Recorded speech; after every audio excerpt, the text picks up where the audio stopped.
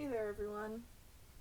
So, I've been feeling like with everything that's been going on, my hair's crazy, and we just need to unwind a little bit. So, today,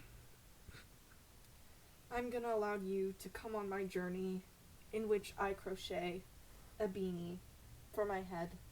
Now, this is one thing that you may not know about me. I know that you know about my hobby of playing the guitar and my hobby of making mediocre videos on YouTube. But what you do not know is that I can crochet. Sort of. I can crochet stuff. Like, beanies are pretty easy to make. This is just the very beginning stages. I crocheted the first chain. Those of you who don't know, that's just like a big long, chain of stitches. And now I am going in with like half double crochets in each of the little things. But, I figured that in this trying time, we just all need to unwind a little bit because this can be very stressful and very boring and it's just kind of lame. And people want to do stuff but they can't.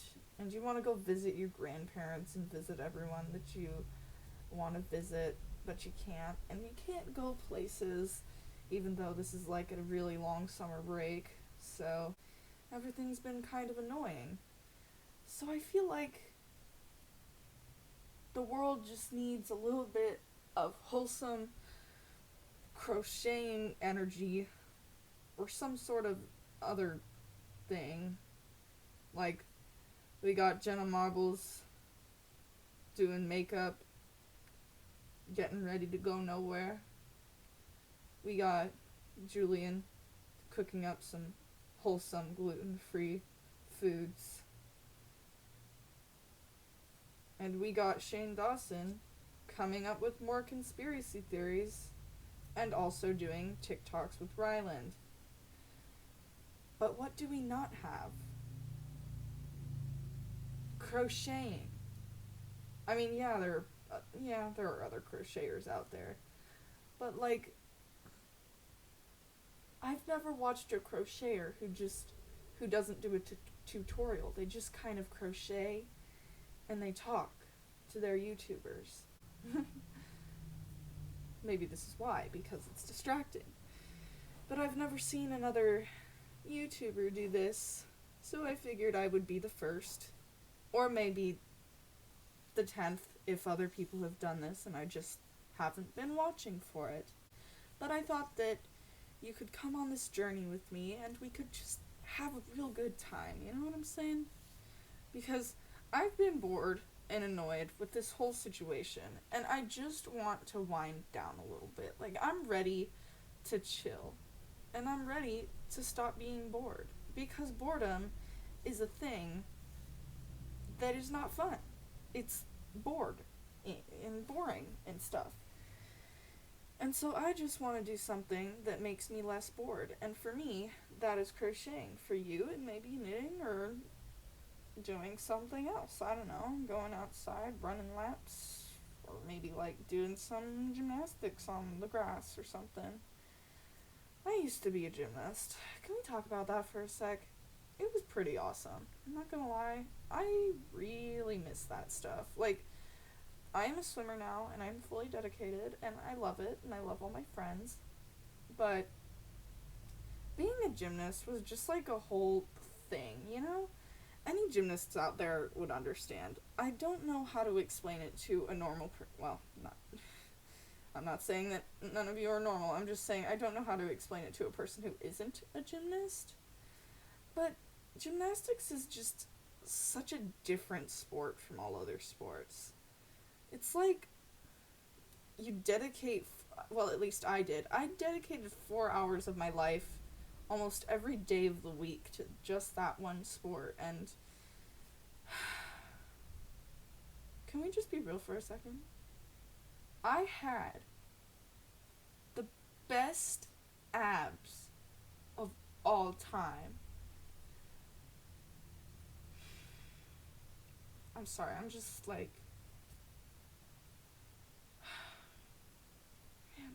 were so nice. Okay. Well, anyways, I've gotten to the end of this, but I want to count and make sure that I got it right. I think I started out with a chain of 30, so I'll be back in just a second. Okay, perfect. So I ended up with 29, and that's how you're supposed to do it. And then you chain one, and then you do a little flippity boop, and then you go down the other side again. I can't remember if you skipped the first one, but I'm gonna make a guess and say yes, because that's the one that you just chained. Am I right? Let's hope, because if I'm not right, I have to take this whole row out, and that would be annoying. I like this style of hat in particular because, so the ribs go in and out, and it's kind of cool. It's a little bit more of a girly style, but I know some men's styles. I crocheted my stepdad a beanie, and he likes it. He wears it sometimes. It's actually surprising. I totally thought that he wouldn't. Like, I thought he'd wear it on his birthday and then just never wear it again, but he actually does wear it quite often. I was pretty pleased with both my work and with the fact that he liked it. But yeah, I mean, I have just been going through some troubled times. Well, not troubled times. I mean, just some, you know what I'm talking about. Just some I don't know what to do with my life times. Like, we've played all the board games, watched all the movies that we care to watch, we've read all the books that we want to read. Not that we've read multiple books. I haven't even finished a single one. I am not a big reader. I have actually done makeup through this because I've been so bored. And if you know me, you know that I don't enjoy doing makeup. I am thinking about doing a makeup video. It will fail. Like, 100%. Do I care? No. Why? Because I'm bored enough not to. I have been talking to my grandparents using Marco Polo. In no way is this sponsored, but I do actually recommend it. It's easier to me than Zoom. Basically, you just kind of invite your family on there. It's like a video streaming service, kind of. Almost like Skype, but... Well, like, actually, I haven't ever streamed a video on Skype. I've texted people on there, but, like, I found that it's kind of, like, I mean, it's the same as texting people on any other app, so I was like, I'll just delete it. So I did. That's what I find with most things that are texting, except for, like, maybe Discord, but I don't use Discord. My brother uses Discord. The main thing that I think is good about Discord is I'm pretty sure that you can do video chats and stuff.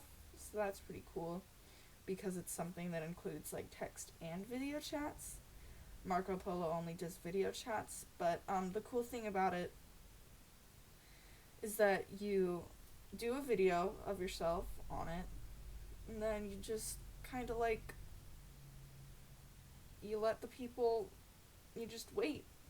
You do your video, you send it out to your grandparents or anyone who's far away, and then it stays there. It's not like Snapchat where it goes away after a certain amount of time. It stays there, and so I actually sometimes like to watch old videos of me because it is hilarious. My voice has gotten so deep. It's like, my voice used to be so weird. Ooh, huge fly.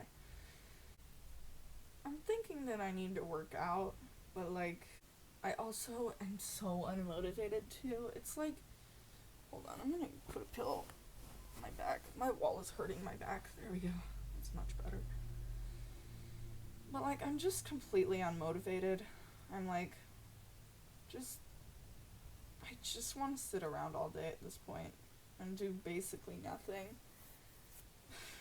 Because that's just how I feel inside. Dead. Can we talk about Zoom for a sec, by the way? Like, I can't do it. I mean, so Zoom, it's a whole thing. You need the link to join, and you have to join at a specific time, or else they won't be streaming. And it's just like, can't we just join whenever and not have to use a link to get there? Like, and like, it was so hard for me to sign up. I was like, I was so confused the first couple of weeks of school because I was literally learning it all by myself. And like, I understand that in homeschooling you have to learn some things by yourself, but you also have an actual teacher who's dedicated to making you learn. And that's the thing. I was like, Mom, I want to be homeschooled. And then she was like, no, Annie, you can't be homeschooled. And now that I'm not doing that great with my grades, she's like, see, Annie, you just aren't the homeschooling type. I still think I kind of am. I mean, I prefer this way a lot over the other way. It's just the fact that the teachers kind of don't really... Sorry, teachers. They don't really help. I mean, my math and chemistry teacher are fine. But my honors English teacher, she gives us the assignment, and then she just kind of leaves us in the dark. I don't think she's done any Zooms. She might have in the first week, maybe in the second. But, like, she definitely doesn't anymore. I don't know if I just have extremely bad karma or something, but every time that I choose not to count it because I'm like, you know what, I'm feeling confident, like 3 rows later, I'll realize that I had the wrong amount, and then I'll have to take out 3 whole rows, and that is heartbreaking. Just taking out those 3 rows and seeing all the work that you've done just kind of vanish in front of your face. That sucks. So just count your stitches. I mean, unless you're doing something small like a square where it's only like 10, but if it's something like this where it's 30 stitches, you better be counting that. Yeah, it seems about right. You know what's really annoying? I'm only on the 3rd row, and this has to be 16 rows in order to fit ahead. Well, it might be smaller because, it's really thick yarn, and with thick yarn you just never need to do as much. Sorry, I was making sure that I turned it over right. Either way, I only have this much yarn left, and I don't know if that's enough, but I think it probably is. Like, I'm making an assumption here, and I'm just gonna go with, yeah, it's enough. I want to think positive. Because there's just so much negative right now for me. And I just want to think positively for just a minute. I hate it when teachers give out quizzes that are... I want to think positively. I hate it when teachers give out quizzes that are literally 4 questions, and then you end up getting a 75, which is what I did. Because you get one little thing wrong, and it's like, oh, that whole one was wrong. Now you only get a 75% because this quiz was only 4 questions. I know it's not fair, but I don't care. It's like that, and it's quite annoying. Sorry. I have to remain positive. It's hard to be positive, you know?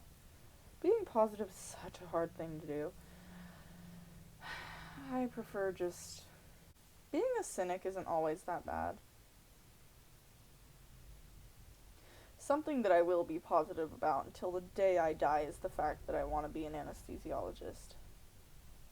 I want to be one so bad. Everyone's like, you know, the chances of being an anesthesiologist are extremely low. And I'm like, yeah, but I'm gonna fit those odds, gosh dang it. It's gonna happen. I swear to heck if it doesn't, I will die. I will just die. I will disappear off the face of the planet because every goal in my life and every dream will be crushed, and that's just how life works. I wonder how long I should keep doing YouTube. I'm wondering if I should just do it all the time, because I actually am kind of enjoying it now that I'm a little bit more committed.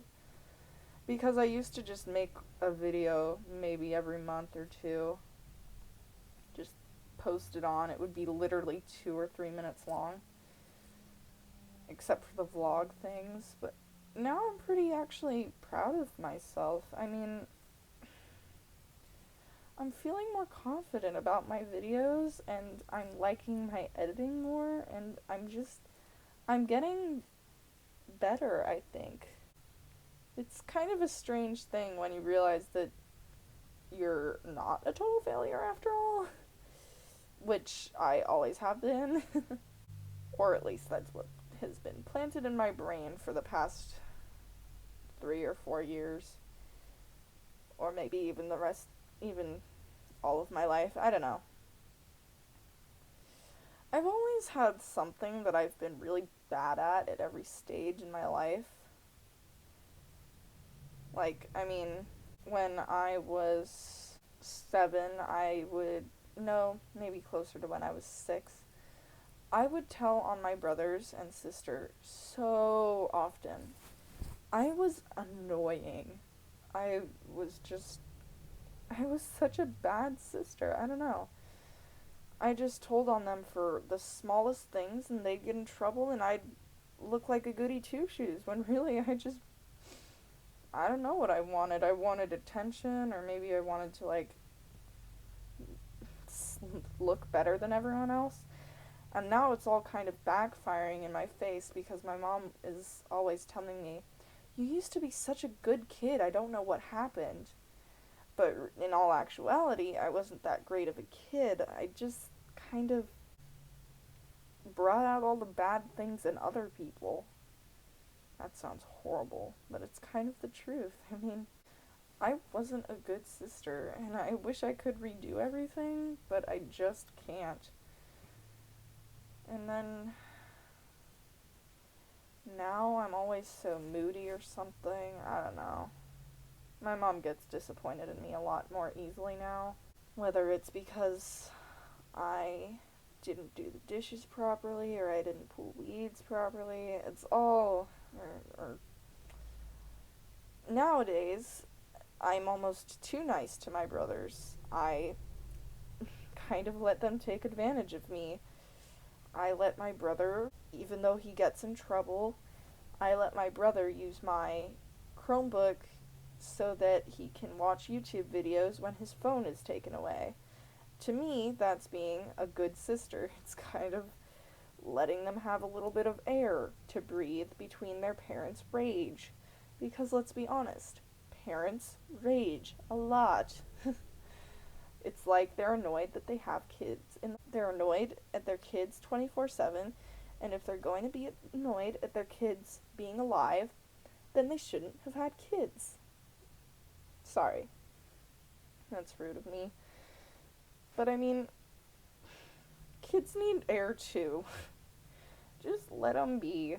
I know that I'm in my room right now and they're letting me be, but then the moment that I do something, like I go in the house and get breakfast, it's always, "You're being too loud," or "Make sure you clean up the dishes and the table. I want this kitchen looking cleaner than it was when you got here." And it's just kind of annoying. I don't know.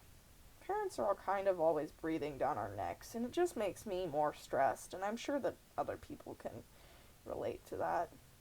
And I know they want what's best for us. It's just kind of like, we know what we need to do in order to be our best, and then they come marching in and they tell us that we're not good enough, so we stress out and we panic, and one thing is great while everything else falls apart. For example, my mom tells me that I have a C in a class, and so I say, "Oh my goodness, I will get that grade up right away." And so I do. I start doing all of the things that I missed because I either didn't realize that I missed them, or, well, that's the only explanation. So anyways, I do that, but then my room is a little dirty, or I forgot to pick up my dirty clothes, and then she gets mad at me for that. So I'm like, okay, I will do both. I will get my grades up and I will keep everything clean. And then on top of everything, they'll be like, oh, did I mention that I want you to do the dishes and take out the trash and clean the bathrooms and vacuum your bedroom? And you're just, everything is just piling up and piling up. And they're like, well, I had to do this when I was your age and I didn't complain. So anyways, parents put so much pressure on their kids to be grade A perfect kids. And it's just, eventually, your kid is gonna kind of break. I mean, they'll snap back at you and they'll start getting mad at you. It happened to me, and I used to be this perfect wonder child. I mean, sure, I could have been annoying back in the day, but at least when my mom told me that I was being bad, I wouldn't talk back to her, but now I do all the time. And of course, I feel bad for doing it, but honestly, when your parent is breathing down your neck, it just makes you tired. It just drains you of all life. And it drains you of all happiness, and just, it makes you want to move away faster, or like be a little bit separated. I mean, it's not like I can't wait for college. I know that college is getting harder and harder. They're accepting less and less people. Life is hard for us too. I know that they had to do hard things back in the day, but I'm sure that they complained too. I think the problem with parents is that even if they say that they don't forget what it's like to be a teenager, they really do forget just a little part about just how stressful it can be. It's hard to be a teenager whose life is moving so fast. I mean, I'm almost in junior year. I almost have to choose colleges. Colleges.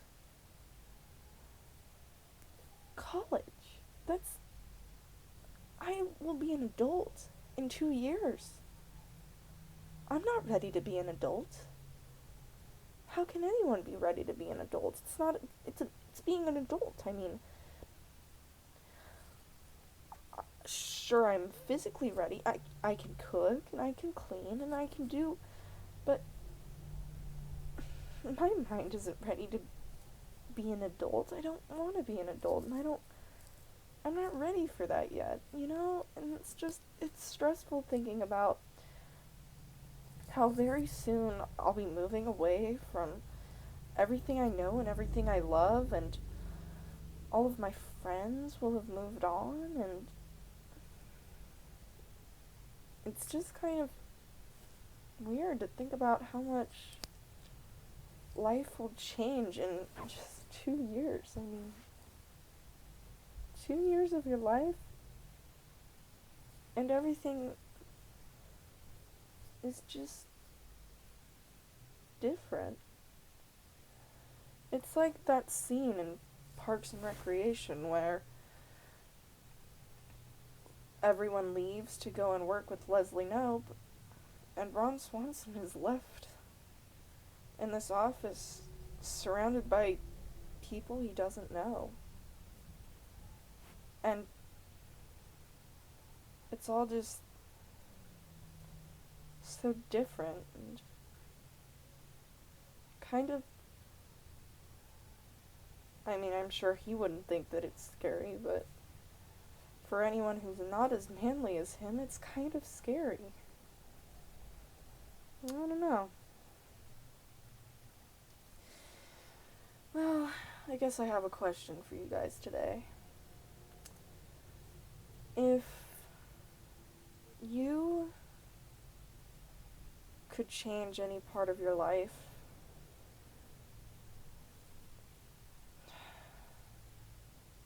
no, that's been asked too many times.